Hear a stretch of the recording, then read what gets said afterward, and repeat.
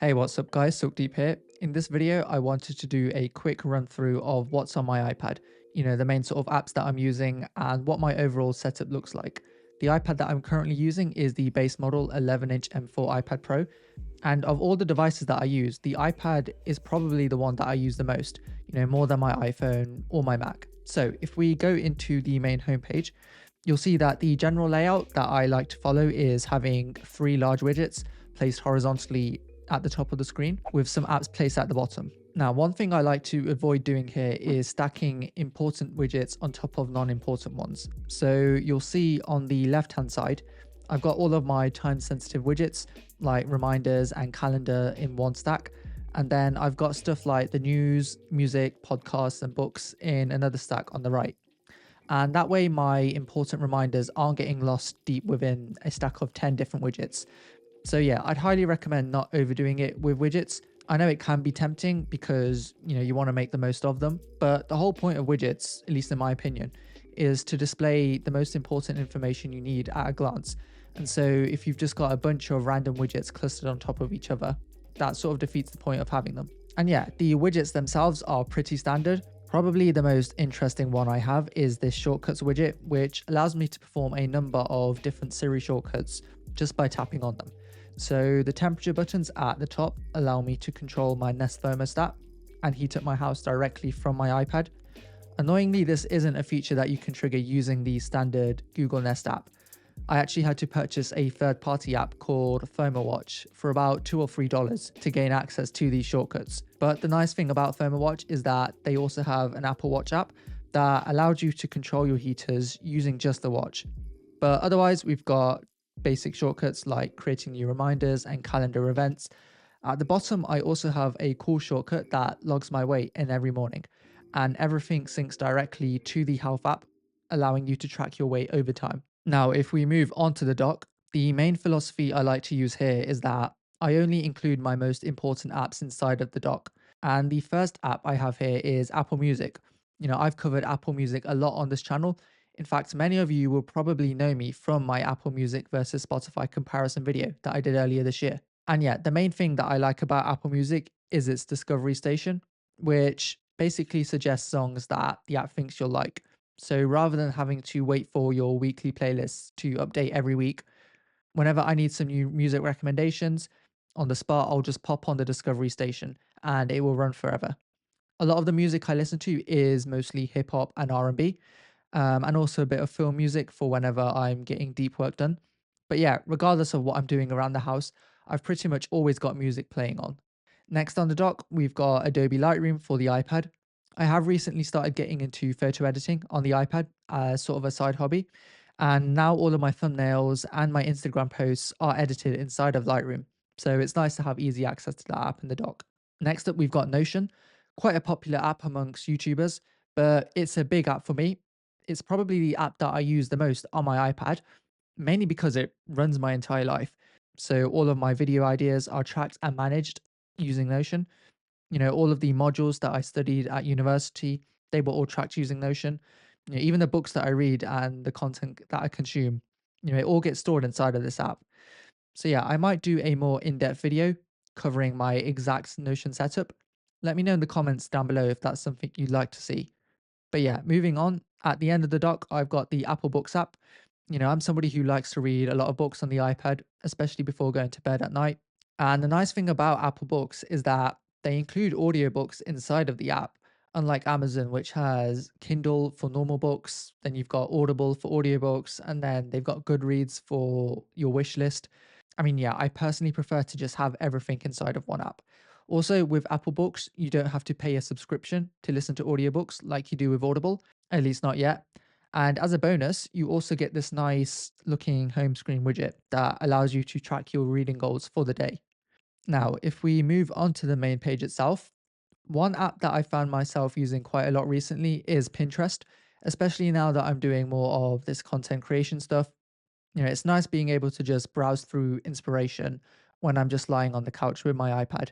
And the cool thing about Pinterest is that you can create different boards for different interests and sort every photo by the category that it's in. So you'll see here, I have one board dedicated to tech, one for thumbnails that I like, and one for sort of general fashion ideas. And you can save images from other platforms into these boards too. So let's say I come across this thumbnail by Marcus Brownlee, which I'd like to take inspiration from at a later point. I can simply take a screenshot on my iPad using Command Shift 4, zoom in on the image, and then if I tap share and go to the bottom, there should be an option where I can add this screenshot to one of my Pinterest boards, like so. And so if I go back into Pinterest, you'll see that the image has been saved. The photos are slightly compressed, but to be honest, that's fine for me because I don't really need to be referencing full resolution images. And yeah, this just allows me to keep track of a bunch of images that inspire me without having to store them directly within my Photos app because I'd rather keep the Photos app just for storing personal photos and memories. I don't really want to be storing thumbnail or Instagram ideas on it. So yeah, if we come out, we've got some more smart home stuff like Ring and Nest. Another app that I use quite a lot is MyFitnessPal. Essentially, it just allows me to keep track of my calories consumed for the day. And because the iPad has a camera at the back, I can easily scan in barcodes on packaging when I'm logging in my meals. If we come back out, again, just some more basic stuff. To be honest, I probably won't end up using Goodnotes as much anymore because I have just finished university. But yeah, that app absolutely carried me throughout my economics degree. Highly recommend it if you're a student. I have used both the native Apple Notes app and Notability before, and GoodNotes was by far my favorite, mainly because it just has a very natural writing experience. I don't know why it is, but I just found it really difficult to write naturally using the pen tools on Notability and Apple Notes compared to GoodNotes. But yeah, like I said, I probably will remove this from my home screen at some point because I doubt I'm going to be using it as much anymore. Now, if we go into the second page, at the top, I've got all of my main news apps. So I like to use BBC Sport to follow most of my sports news. I think it has a very nice layout overall. And they also have a section at the bottom that allows you to follow different sports and teams, and a separate space where you can check live scores with commentary as well. So, yeah, this is where I get most of my news on Manchester United from, which is the football team that I support. Admittedly, it's been quite a rough ride this season. It's not been great, but hopefully, with the new ownership coming in and the new hires, things should hopefully start to improve. Moving on, there's nothing too special. I do have a few games here and there. I wouldn't consider myself to be much of a gamer, though I have been playing a lot of Monopoly on the iPad recently during the evenings. And of course, GTA San Andreas is a game that I come back to every now and then. Absolute heritage. I feel like this should be an essential app for every iPad user. Up next, I've got a utilities folder with a bunch of standard apps that are very interesting, an entertainment folder, which just has your standard streaming apps. Currently, I'm in the middle of watching Black Mirror on Netflix, which essentially covers the sort of dark and dystopian side of technology, and it's set in the future. It's quite weird because each episode is its own sort of standalone episode. So you could theoretically watch season 5, episode 2 without watching season 1, episode 3. But yeah, it's a very thought provoking show. And I know a lot of people online have drawn comparisons between Black Mirror and the Apple Vision Pro, which was actually the main reason why I decided to start watching the show. So yeah, highly recommend checking it out if you're interested. Next up, I've got a productivity folder which contains all of my main office apps. I used to use Apple Pages quite a lot back at university to write essays, but nowadays the app that I use most here is Apple Keynote, which basically is Apple's equivalent of Microsoft PowerPoint or Google Slides. And yeah, I use this mostly for editing my YouTube thumbnails now. So if I want to add in a piece of text behind an image, I can easily do that for free using this app. And it also gives me an option to export my images at a low resolution.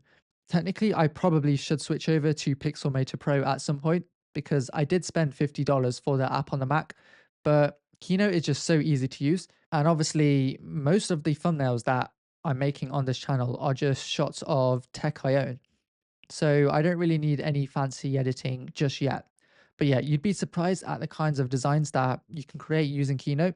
In fact, I'd highly recommend checking out a video by a guy called Samuel Suresh, who did an entire video covering how he used Keynote to design a bunch of research papers and essays whilst he was at university. Next up, we have the finance folder.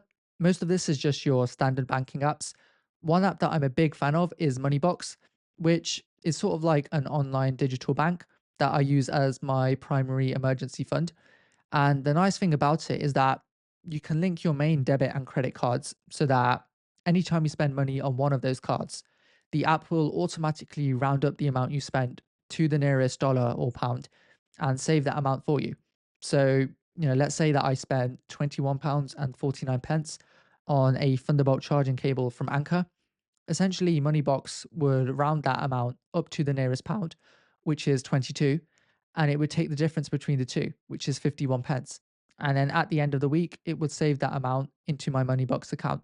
So yeah, it's just a nice way of automating your savings without really having to think about it. And yeah, I'm just a huge fan of these sorts of apps that reduce the friction that it takes for us to save money. There are other apps which do a similar thing as well. I think that Acorns is quite a popular investing app that a lot of finance YouTubers are sponsored by, but Moneybox is the app that I personally use. Next up, we've got Genius Lyrics, which basically gives you a deep dive analysis into the meaning behind different song lyrics. I actually installed this whilst I was following the Kendrick Lamar and Drake beef back in May. Basically, for those of you who don't know, two of the biggest rappers in the US had a bit of a feud earlier this year, and they started putting out a bunch of diss tracks against each other. So yeah, I sort of just use Genius Lyrics to help me understand the meaning behind those songs. Also, let me know in the comments if you were Team Drake or Kendrick. Next up, we've got Instagram for the iPad, which is where I manage my main photography account. So, like I alluded to earlier, I do have an Instagram account called Suckbeeps Lens, where I just publish photos that I've taken on my iPhone and edited using Lightroom. I don't have any followers on there at the moment. I'm sure it will come with time, but for now, this sort of just helps me to build a record of my photography journey and to sort of just build my own personal portfolio online. So, yeah, consider following if you'd like to be a part of that journey. I'll leave a link in the description down below, but no hard feelings if not. After that, I've got YouTube Studio, which is the app that I use to reply to all of your comments and to manage my YouTube channel. But to be honest, I don't really use it for much else. I haven't started focusing on the analytics just yet, mainly because I want to focus on improving the production value of these videos before I actually start focusing on the numbers themselves. Zooming out, I've also got Final Cut Pro installed here, standard video editing app. Ironically, I don't actually use Final Cut Pro on the iPad. So if you go in here, you'll see that I don't have a subscription to this app because I currently edit all of my videos exclusively on my Mac. But the main reason I have it here is because I want to start treating my iPad more as a creation device as opposed to a consumption device. And so my thinking is that by having icons like the Final Cut Pro and the Pixelmator apps on my home screen, those apps will hopefully nudge me into viewing the iPad as a content creation machine. So it's purely a psychology trick. In fact, some of you will probably have noticed that on the first page, I have apps like Audible and Goodreads here, even though I primarily use Apple Books. And that's because I want to nudge myself into viewing my iPad as a learning device by exposing myself to these app icons. Speaking of learning, one thing that I have been trying to get into recently is drawing on the iPad. So I did recently purchase Procreate, and I've just been following a bunch of tutorials on YouTube on how to draw with the Apple Pencil. And you can see here that I've tried tracing out my YouTube profile picture. And one thing that I'd like to do over the next couple of months is to design and create my own wallpaper packs using Procreate, and hopefully one day to be able to sell them and make a bit of money from them on the side. But yeah, I think we're a while away from that happening because admittedly, most of my drawings are kind of bad right now. Next up, I've got Epidemic Sounds. They basically offer royalty free music for a monthly subscription. And this is where I get most of my music for these YouTube videos from. And yeah, those are the main apps that I have on my home screen. I do have some more apps hidden inside of the app library, like Amazon and your standard e-commerce apps, but I've deliberately kept them off my home screen because I don't really want Amazon to be the first app that I see every time I log into my iPad. I feel like that's just asking for a financial disaster. So if I ever do need to open up Amazon, I'll either go to the app library or I'll just open up Spotlight Search. Also, in case you're wondering, the wallpaper that I'm using is from another YouTuber called Christopher Lawley. He covers a lot of iPad stuff. And yeah, I just purchased one of his wallpaper packs and this was my favorite. If you've made it this far, it would be cool to know. So maybe leave a comment down below with a cold emoji or something and let me know if this video was helpful in any way. Consider leaving a like if it was and subscribe for the next one.